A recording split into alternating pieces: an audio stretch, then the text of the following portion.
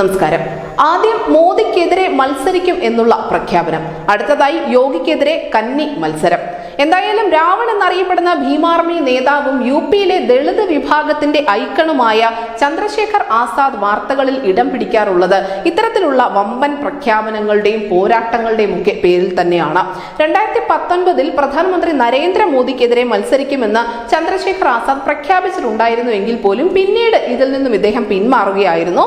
അന്ന് സ്വന്തമായി രാഷ്ട്രീയ പാർട്ടി ഇല്ലാത്തതുകൊണ്ട് തന്നെ മായാവതിക്കും കോൺഗ്രസിനും പിന്തുണ നൽകുകയാണ് തങ്ങൾ എന്നുകൂടി ചന്ദ്രശേഖർ ആസാദ് അറിയിച്ചിരുന്നു. പിന്നീടാണ് ഭീമാർമി പിറവിയെടുക്കുന്നത്. 2022 മുഖ്യമന്ത്രി യോഗി ആദിത്യനാഥിനെതിരെ മത്സരത്തിന് ഇറങ്ങുകയും ചെയ്തു. അതും ഗോരഖ്പൂർ മണ്ഡലത്തിലാണ് ചന്ദ്രശേഖർ ആസാദ് ആദ്യമായി കന്നി പോരാട്ടത്തിന് ഇറങ്ങിയത്. 1989 മുതൽ ഗോരഖ്പൂരിൽ BJP അല്ലാതെ മറ്റൊരു പാർട്ടിയും വിജയിച്ചിട്ടില്ല എന്നുള്ള യാഥാർത്ഥ്യം മുന്നിൽ നിൽക്കെ തന്നെയാണ് അത്ര വലിയ ഒരു തീരുമാനം, ഒരു റിസ്ക് തന്നെ ചന്ദ്രശേഖർ ആസാദ് ഏറ്റെടുത്തത്. പക്ഷെ അതിന്റെ ഫലമായി അദ്ദേഹം കുഴിയിൽ ചാടുക തന്നെ ചെയ്തു. വലിയ പരാജയമായിരുന്നു ചന്ദ്രശേഖർ ആസാദിന് ആ തെരഞ്ഞെടുപ്പിൽ ഉണ്ടായത്.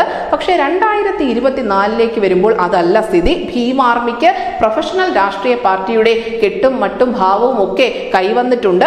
യുവാക്കൾ ഉൾപ്പെടെ ഈ രാവണ കോട്ടയിൽ തിങ്ങി നിറയുന്നുമുണ്ട്. 2024 രാവൺ എന്ന് ആരാധകർ വിളിക്കുന്ന ചന്ദ്രശേഖർ ആസാദ് മത്സരത്തിന് ഇറങ്ങുന്നത് പടിഞ്ഞാറൻ യുപിയിലെ നഗീന ലോക്സഭാ മണ്ഡലത്തിൽ നിന്നാണ്.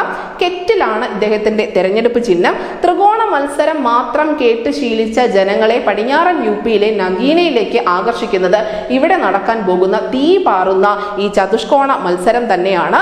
4 വർഷം മാത്രം പ്രായമായ ആസാദ് സമാജ് പാർട്ടിയുടെ അധ്യക്ഷൻ ചന്ദ്രശേഖർ ആസാദിന്റെ സാന്നിധ്യം തന്നെയാണ് നഗീന മണ്ഡലത്തെ രാജ്യശ്രദ്ധയിലേക്ക് എത്തിക്കുന്നത്.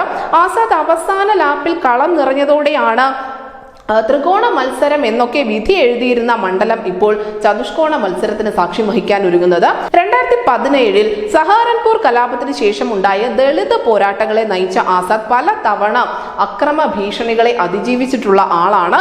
ഒന്നിലധികം തവണ അദ്ദേഹത്തിന് വെടിയേറ്റിട്ടുണ്ട്. അതുകൊണ്ട് തന്നെ CRPFന്റെ കനത്ത സുരക്ഷാ വലയത്തിനുള്ളിൽ നിന്നുകൊണ്ടാണ് ചന്ദ്രശേഖർ ആസാദ് പ്രചരണ പരിപാടികളിൽ ഉൾപ്പെടെ നിറയുന്നത്.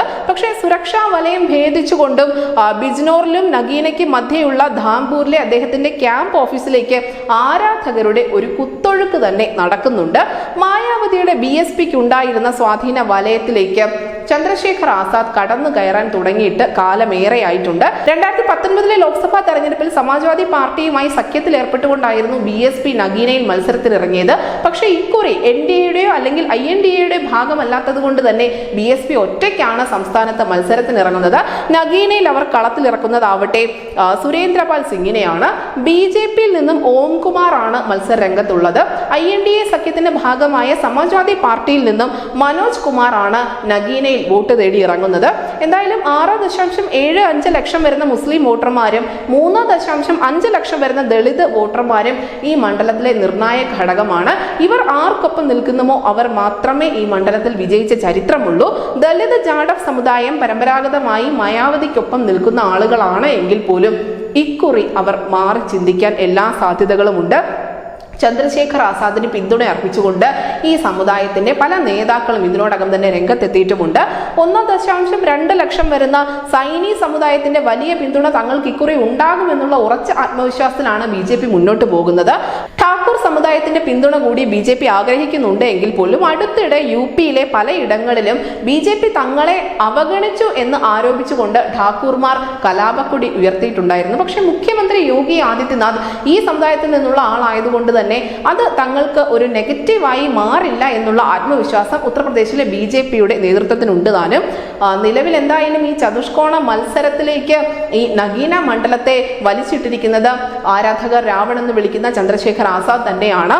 ഈ രാവൺ വെട്ടിയിരിക്കുന്ന നഗീന എന്നുള്ള വാരിക്കുഴിയിൽ അതിൽ BJP ആയിരിക്കുമോ സമാജ്വാദി പാർട്ടി ആയിരിക്കുമോ BSP ആയിരിക്കുമോ വീഴുക എന്ന് കണ്ടറിയേണ്ടതുണ്ട്.